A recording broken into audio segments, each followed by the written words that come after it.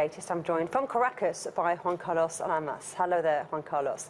So, a step closer to one-man rule. Yes, it seems like, and most people here in Venezuela woke up to a normal morning, but right now here in the capital, Caracas, we have many students who took to the streets to protest in front of the Supreme Court of Justice after this court decided to take over the parliament's legislative powers, and also the security guards have arrested 2 students and have presented some violent attacks to the media as well. And opposition leaders said that the decision of the Supreme Court to take powers of the national parliament is just proof that here in Venezuela there is a coup d'etat.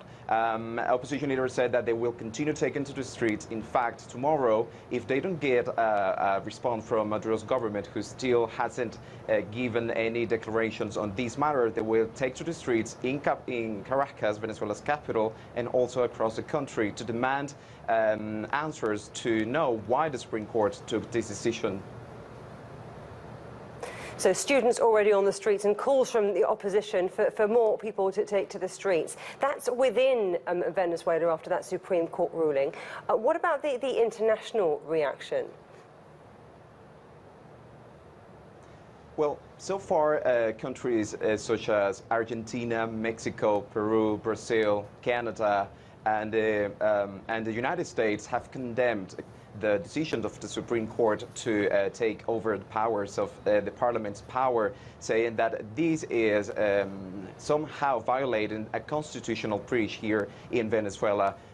Opposition leader Enrique Capriles Radonsky is right now in Washington, D.C. He will hold a meeting with the General Secretary of the Organization of American States, Almagro, to discuss this situation. The only country right now who seems to somehow support what governments have taken, that somehow is supporting the decision of the Supreme Court, is Russia, who said that in Venezuela should continue the dialogue between the government and the opposition, and that there shouldn't be any international intervention in the country. And of course, we're hearing from some of the opposition within Venezuela that this is a serious setback for democracy. So what happens next? And what are the chances of the army getting involved?